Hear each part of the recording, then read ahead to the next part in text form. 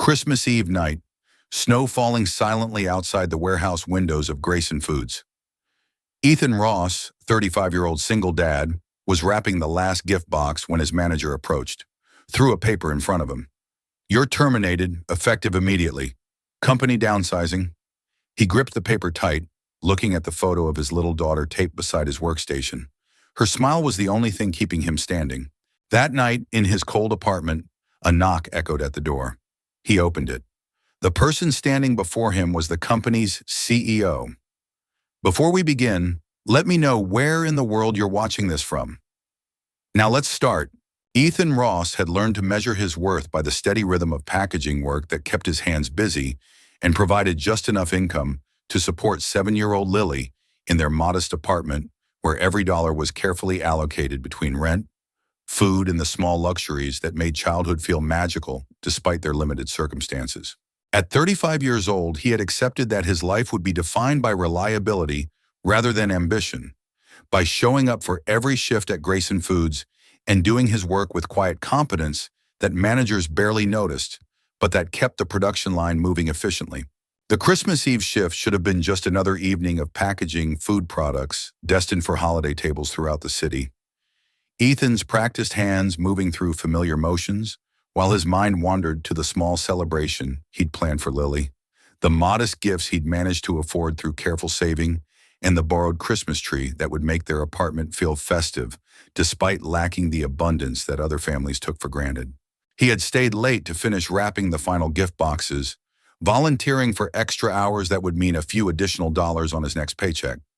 His manager approached with expression that immediately signaled something was wrong, the kind of careful neutrality that people adopted when delivering bad news they didn't want to take responsibility for communicating. The paper landed on Ethan's workstation with finality that made his stomach drop before he'd even read the words printed in cold corporate language about downsizing and budget cuts and the termination of his employment effective immediately. "You're letting me go on Christmas Eve?" Ethan asked, his voice carrying disbelief rather than anger, because surely there had been some mistake. Surely the company wouldn't eliminate positions on a holiday when people depended on their paychecks for celebrating with their families. "Company policy," the manager replied with tone that suggested he was following orders rather than making decisions. That arguing would be pointless because the choice had been made by people far above his level who didn't concern themselves with the human impact of their strategic decisions. "Budget cuts require immediate implementation. You'll receive your final check by mail within 2 weeks." Ethan tried one more appeal, his pride dissolving under desperation about how he would explain to Lily that Christmas would be different than he'd promised. "Please let me finish out the week," he said quietly. "My daughter's expecting money for gifts. Just a few more days so I can give her something for Christmas morning." "No exceptions," the manager said flatly, already turning away to avoid further conversation that might force him to acknowledge the cruelty of timing that eliminated someone's income during the season supposedly dedicated to goodwill and generosity. "Clear out your station and leave by end of shift." Ethan gathered his few personal items into a small box, the weight of the situation settling on his shoulders as he realized how thoroughly this single decision would disrupt everything he'd been carefully balancing. The photo of Lily that he'd kept by his workstation smiled up at him from where it now sat atop his meager belongings. Her handwritten note attached with tape that was starting to yellow with age. "I believe Dad is the best person in the world." The walk home through falling snow felt longer than usual, each step weighted by questions about how he would pay next month's rent, or buy groceries, or maintain the stability that Lily needed from her only remaining parent. He held the small box against his chest, protecting his few possessions from the snow, while his mind raced through impossible calculations about stretching savings that didn't exist far enough to cover basic needs until he could find new employment. Across the city in a ballroom decorated with expensive elegance, Clara Grayson attended the Christmas Eve gala her company traditionally hosted for major clients and business partners, the kind of obligatory networking event that required her presence, but that felt increasingly hollow as she moved through conversations about market share and quarterly projections, while champagne flowed and everyone pretended their primary concern wasn't just how much money they could extract from the holiday season. A casual comment from one of the servers about how terrible it must be to get fired on Christmas Eve made Clara pause mid-conversation, Her attention suddenly focused on what the server was saying rather than on the business associate trying to discuss potential partnerships. "Someone was terminated tonight?" she asked, interrupting the ongoing discussion without apology. "On Christmas Eve?" The server looked uncomfortable about having spoken within hearing range of the CEO, clearly worried about overstepping boundaries between staff and executives. "I heard the warehouse manager talking about layoffs that had to be processed today because of budget deadlines," she explained carefully. "Said something about getting them done before the holiday break so the paperwork would be finalized." Clara felt something cold settle in her stomach. Recognition that her company had apparently eliminated positions on Christmas Eve, despite her explicit instructions that any necessary staff reductions should be handled with sensitivity to timing and family circumstances. The realization that someone under her authority had made a father spend Christmas explaining to his child why they'd lost their income made her feel complicit in cruelty she'd never knowingly approved. "Excuse me," Clara said abruptly to the business associate she'd been speaking with, already moving toward the exit without bothering to make polite excuses about why she was abandoning her own company's gala in the middle of the event. She pulled out her phone while walking to her car, calling her assistant despite the late hour and demanding information about who had been terminated that day and where they lived. The information came through while Clara was driving through snowy streets, her expensive car feeling obscene as she passed neighborhoods where people clearly struggled with circumstances so different from her own privileged existence. Ethan Ross, warehouse worker, single father to 7-year-old daughter, terminated that evening as part of budget reduction initiative that Clara had approved in principle but had never imagined would be implemented with such callous timing. She found his address through company records, the modest apartment building in a neighborhood Clara had never visited, despite it being only miles from her luxury penthouse. The physical distance between their lives, nothing compared to the gulf of different circumstances and opportunities. She sat in her car for several minutes trying to formulate what she would say, how she could possibly apologize for institutional cruelty she hadn't directly committed, but that had happened under her authority and with her company's resources.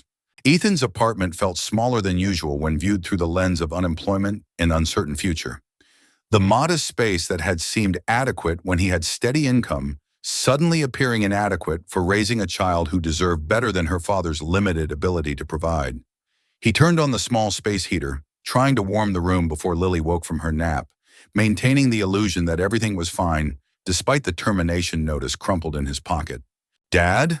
Lily's sleepy voice called from the bedroom. "Is it time for Santa yet?"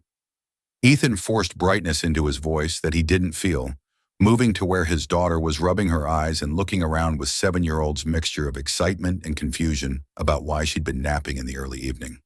"Not quite yet, sweetheart," he assured her. "But soon. Why don't you come help me with the Christmas tree?" The tree was barely more than a large branch propped in a bucket and decorated with paper ornaments Lily had made at school, the modest display representing everything Ethan could afford, but somehow containing more love than the elaborate decorations visible in wealthier neighbors' windows. Lily didn't seem to notice or care about its simplicity, carefully arranging her handmade decorations with serious concentration that suggested she viewed this as important artistic work.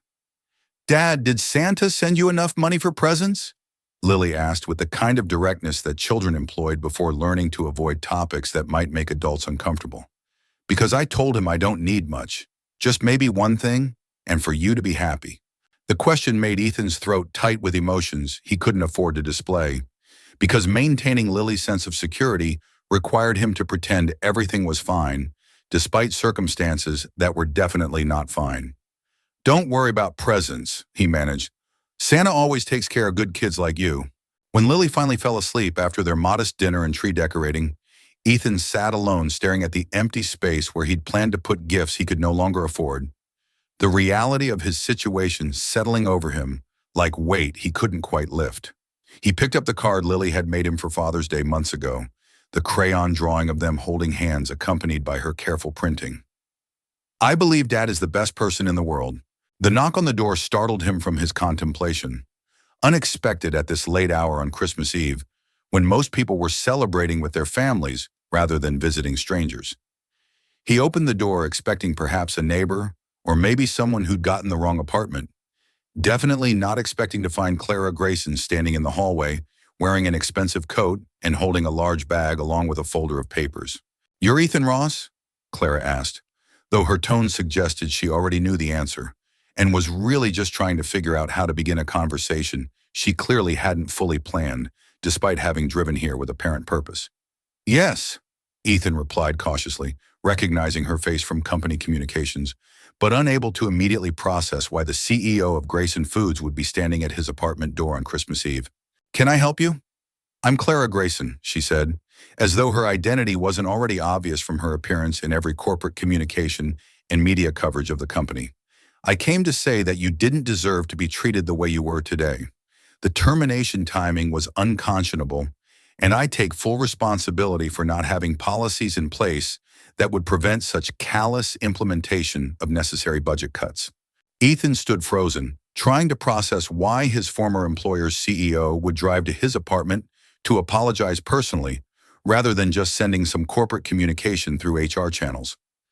Clara seemed to interpret his silence as permission to continue speaking, her words tumbling out with urgency that suggested she'd been rehearsing this explanation during her drive. "Your daughter sent a letter to corporate headquarters last month," Clara said, pulling a piece of paper from her folder with obvious care for its condition.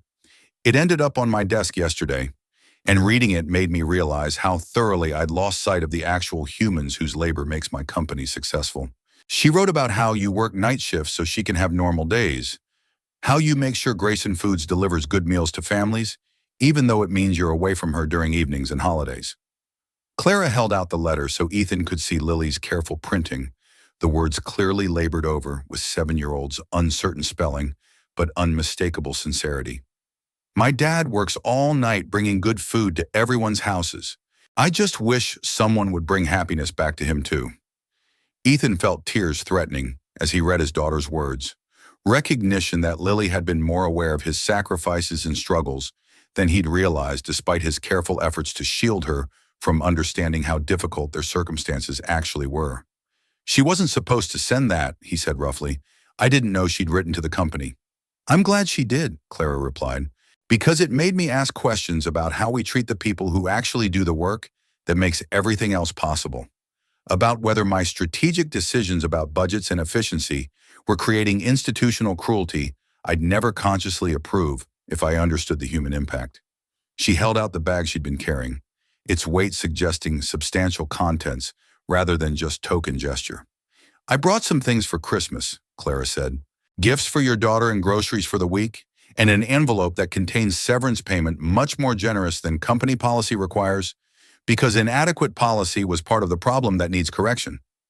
Ethan wanted to refuse, his pride making acceptance of what felt like charity difficult, despite desperate need for exactly the kind of help Clara was offering.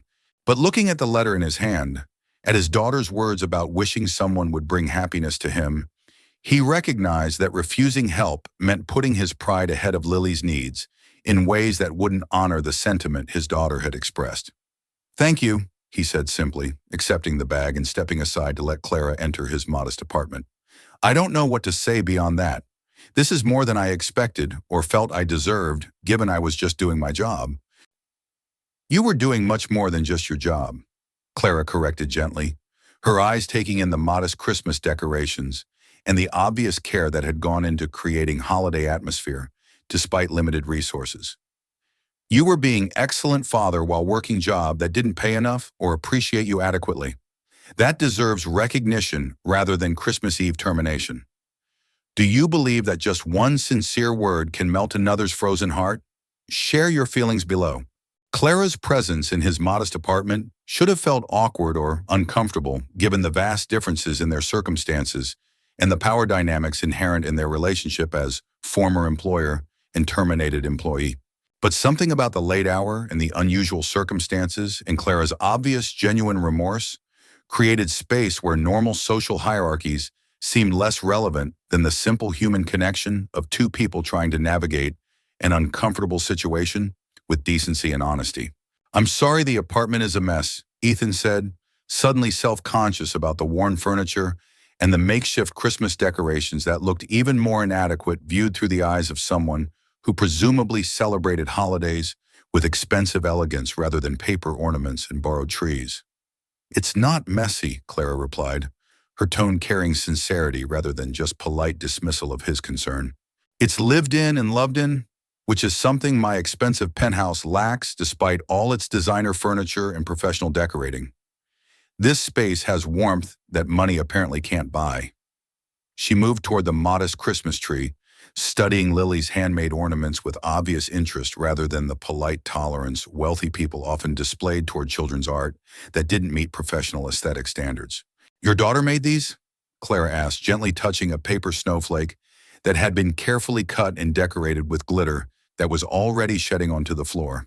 "She spent weeks on them," Ethan confirmed, pride evident in his voice despite knowing the decorations were objectively simple compared to what wealthier families could purchase. "Every evening after I got home from work, she'd show me her progress and ask if I thought Santa would approve of her artistic choices." The image of father and daughter spending evenings together, creating Christmas decorations from whatever materials they could afford, made Clara's chest tight with recognition of what she'd been missing in her own life. The genuine human connection that existed independently of wealth or status or professional achievement. Her own Christmases had become increasingly elaborate and expensive, while simultaneously feeling emptier. Performances of seasonal obligation, rather than genuine celebrations of anything meaningful. "Can I help with anything?" Clara asked, the offer emerging before she'd fully considered what she was volunteering for, or whether it was appropriate for CEO to suddenly insert herself into former employees' Christmas Eve preparations. "I noticed you mentioned making cookies earlier, and I have to admit I haven't actually baked anything in years, despite owning a kitchen that cost more than most people's annual salary." Ethan looked surprised by the offer but gestured toward his tiny kitchen, where he'd been planning to make simple sugar cookies from a mix that was all he could afford. "I was going to make some for Lily to decorate tomorrow," he said. "She loves putting frosting and sprinkles on things. Claims it's her favorite part of Christmas even more than presents." They worked together in the cramped kitchen space, their proximity occasionally resulting in accidental contact that would have been professionally inappropriate in any other context, but that somehow felt natural given the unusual circumstances. Clara followed Ethan's instructions with surprising humility for someone used to commanding boardrooms. Her expensive clothes getting dusted with flour, and her carefully maintained professional image giving way to something more authentic as she laughed at her own inability to shape the dough properly.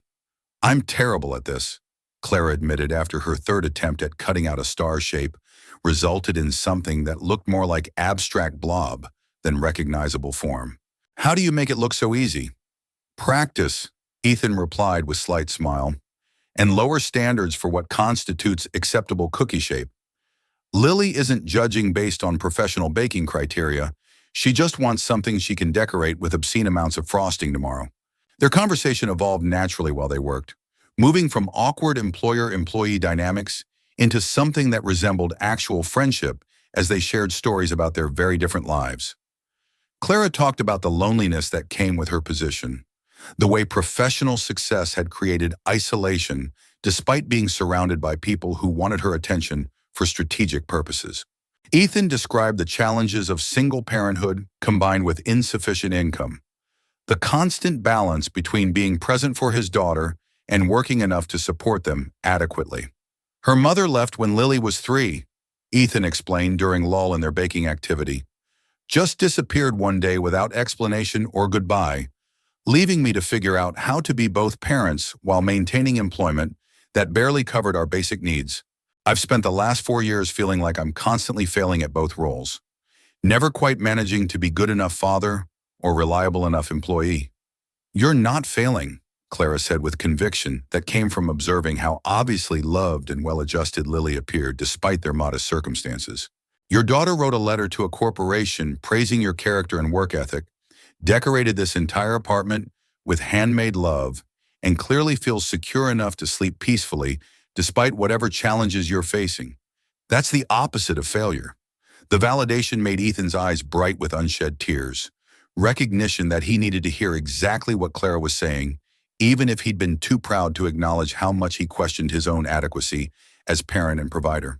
When Lily emerged sleepily from her bedroom, apparently woken by sounds of conversation and activity in the kitchen, Her face lit up with delight at discovering they had a visitor. "Who are you?"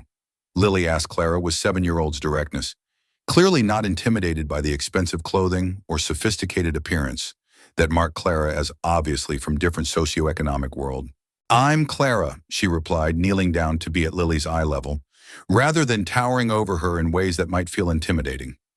"I work at the company where your dad works, and I came to say thank you for the beautiful letter you wrote about him. It reminded me about what really matters in business and life." Lily's expression showed recognition dawning, her eyes widening as she processed what Clara was saying. "You're the boss lady," she exclaimed. "Did you bring Dad his job back? Because he didn't want to tell me, but I know something bad happened today, and I think maybe he's worried about Christmas." The child's perceptiveness made both adults pause, recognition that Lily had been more aware of the day's events than Ethan had hoped despite his careful attempts to maintain normalcy. Clara looked at Ethan as though asking permission before responding, not wanting to overstep or make promises about employment without understanding what he wanted from this situation. "I'm going to make sure your dad has something even better than his old job," Clara said carefully, "because he's talented and hardworking and deserves opportunities that actually appreciate those qualities rather than just treating him like interchangeable labor. But that's something we can talk about after Christmas when we're not supposed to be focusing on cookies and celebration." Lily seemed satisfied with this answer, her attention shifting to the cookies cooling on the counter, with obvious excitement about the decorating opportunities they represented. "Can I help?" she asked hopefully. "I'm really good at putting sprinkles on things, and Dad says I have artistic vision, even though I'm only 7. "I would love your help," Clara assured her, genuinely meaning it rather than just humoring a child. "I'm terrible at decorating and could use guidance from someone with actual expertise in artistic sprinkle application." The three of them spent the next hour decorating cookies together, Lily directing operations with confident authority that made the adults laugh while they followed her increasingly elaborate instructions about proper frosting to sprinkle ratios and the importance of making each cookie have its own personality. When Lily finally returned to bed after sampling several of her creations, she paused at the doorway to deliver a pronouncement that seemed far wiser than her 7 years should have allowed. "I think Santa sent you," Lily told Clara seriously, "because I asked him to bring Dad someone who would appreciate him, and here you are on Christmas Eve. That's too perfect to be accident." Fornon. If you believe that Christmas miracles come from the simplest kindness, subscribe to Solo Parent Stories for more heart-touching stories like this. Clara left early the next morning before Lily woke, wanting to give the family privacy for their Christmas celebration, but leaving behind a card with handwritten message that Ethan discovered when he went to make coffee. The note was brief but carried weight that suggested considerable thought had gone into its composition. "Open your own food business. I'll be your first investor and partner in making sure good food reaches people who need it most." Attached to the note was a business card for Clara's personal attorney, along with another card that read Grayson Community Project, co-founder Ethan Ross, with official company logo suggesting this wasn't just spontaneous idea, but something Clara had arranged to be formalized even before arriving at his apartment the previous night. Ethan stood in his tiny kitchen holding the cards and trying to process what Clara was offering. The opportunity to create something meaningful, rather than just working for wages that barely covered basic needs. The chance to actually use his knowledge about food distribution and community needs in ways that would genuinely help people, rather than just maximizing corporate profits. The trust implied in making him co-founder of a corporate initiative felt enormous, especially given they'd known each other less than 24 hours, and their relationship had begun with his termination from her company. Christmas Day proceeded with the simple celebration Ethan had planned, Lily delighting in the modest gifts he'd managed to arrange despite his financial constraints, and in the elaborate cookie decorating session they'd completed the night before with Clara's help. But Ethan found his mind returning repeatedly to the business cards and the possibilities they represented, the vision of creating something that would both support his family and serve the community in ways that aligned with his values, rather than just whoever paid his wages. He called Clara that evening after Lily was asleep, using the personal number she'd written on the card, despite feeling uncertain about whether contacting his former CEO on Christmas night was appropriate. She answered on the second ring, her voice suggesting she'd been hoping he would call, rather than being annoyed by the intrusion on her holiday. "I wanted to thank you again," Ethan said, suddenly uncertain how to articulate everything he was feeling about her generosity and the opportunities she was creating. "For everything you did last night and for the business proposal. It's more than I ever imagined possible. Honestly, more than I feel qualified to attempt, given I'm just a warehouse worker without any formal business training." "You're not just anything," Clara corrected firmly. "You're someone who understands food distribution logistics from having actually done the work, who knows what communities need because you're part of those communities rather than studying them from corporate distance, who has integrity evident in how your daughter writes about you and how you maintained excellence in work that didn't adequately compensate or appreciate your contributions. Those qualifications matter more than business school degrees when it comes to creating something that actually serves people rather than just extracting profit from them." Shumari. The conversation evolved into detailed discussion about what their collaborative project might look like. Clara's business expertise combining with Ethan's practical knowledge to sketch out a vision for community food initiative that would provide affordable nutrition to people who couldn't access or afford the elaborate options marketed to wealthier consumers. They talked for nearly 2 hours, their different perspectives complementing each other in ways that suggested genuine partnership rather than just wealthy benefactor helping struggling worker. Over the following months, what began as abstract concept transformed into actual business called Lily's Table, named for Ethan's daughter and her innocent wish that someone would bring happiness to people who worked hard to feed others. The storefront opened in Ethan's neighborhood, offering fresh, affordable food to people who typically had to choose between nutrition and paying rent, creating jobs for others who'd been dismissed from corporate positions as easily as Ethan had been terminated on Christmas Eve. Clara became regular presence at the store, despite her other corporate obligations, often arriving in casual clothes rather than her usual executive attire to help stock shelves or work the register alongside Ethan and the small staff they'd hired. She discovered that this work felt more meaningful than any corporate achievement, that the direct impact of helping individual families access good food created satisfaction that quarterly earnings reports had never provided. "Why do you keep coming here?" Ethan asked one evening after they'd closed the store and were reviewing the day's receipts. "You could be anywhere, doing anything with your resources and position, but instead you're spending evenings working retail in a neighborhood probably far from wherever you live." Clara looked up from the papers she'd been reviewing, her expression showing vulnerability that her corporate persona rarely displayed. "Because being here makes me feel like I'm actually doing something worthwhile," she said honestly. "Because working alongside you and seeing the direct impact we're having on real families reminds me why I wanted to run a food company in the first place, before strategic planning and profit maximization became more important than the actual humans we were supposedly serving." She paused, clearly considering whether to voice what she was really feeling beyond just professional satisfaction with their project's success. "And because I've come to care about you and Lily more than is probably professionally appropriate for business partners, you've shown me what life looks like when it's built on genuine values, rather than just accumulation of wealth and status. And I don't want to go back to the isolation I was living in before your daughter's letter reminded me what actually matters." Ethan felt his heart skip at Clara's admission. Recognition that what had begun as unlikely connection on Christmas Eve had somehow evolved into something that felt like it might become permanent, rather than just temporary collaboration. "I care about you too," he said quietly, "though I keep wondering if that's appropriate given the power dynamics and the fact that you're still technically my employer, even if the business structure is more partnership than traditional employment." "Maybe appropriate matters less than genuine," Clara suggested, moving closer to where Ethan stood behind the counter. "Maybe what we're building here, the business, the relationship, the family that seems to be forming around us, matters more than following conventional rules about what CEOs and former warehouse workers are supposed to be to each other."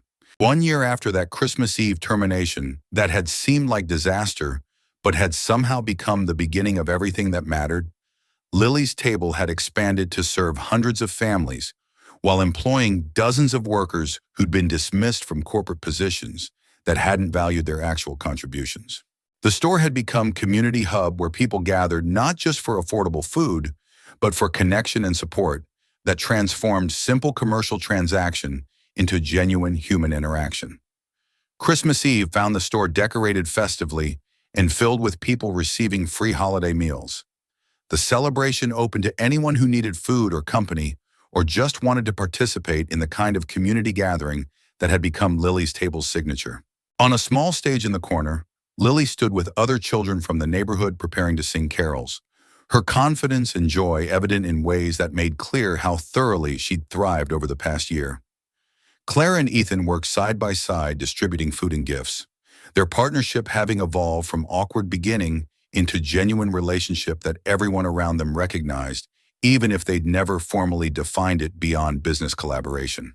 When Lily's performance began, they paused their work to watch, both of them moved by the sight of this confident 7-year-old leading her peers through rendition of Silent Night that transformed the modest store into space filled with magic that expensive corporate celebrations could never manufacture. As the final notes of the carol faded, Lily jumped down from the stage and ran to where Clara and Ethan stood together, grabbing both their hands with 7-year-old certainty that they belonged together as unit rather than just separate adults who happened to be in same space. "Now I believe in Santa Claus for real," Lily announced loudly enough that nearby people smiled at her enthusiasm. "Because he sent Miss Clara to Dad on Christmas Eve, and that's the best present anyone could ask for." The three of them stood together surrounded by the community they'd built, the evidence of their successful partnership visible in every person receiving food and every worker who'd found employment after being dismissed from less understanding employers. Outside the windows, snow fell just as it had 1 year ago, when Clara had driven through the city to apologize to a fired worker she'd never met, when neither of them could have imagined how thoroughly that impulsive decision would transform both their lives. "Thank you for knocking on my door," Ethan said quietly, his words meant primarily for Clara, though Lily could obviously hear. "For seeing past corporate efficiency to recognize actual humans, for teaching me that dreams don't require sacrifice of values, for becoming family when neither of us was looking for such complications." Clara squeezed his hand, her smile bright with joy that had nothing to do with corporate success and everything to do with genuine connection. "Thank you for letting me in," she replied, "for showing me what life looks like when it's built on love rather than just achievement, for proving that the best gifts arrive unexpectedly and transform everything."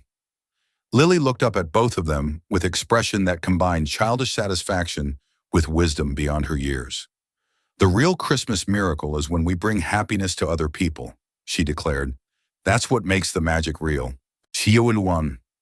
If you believe that the true miracle of Christmas is bringing happiness to others, subscribe to Solo Parent Stories to hear more.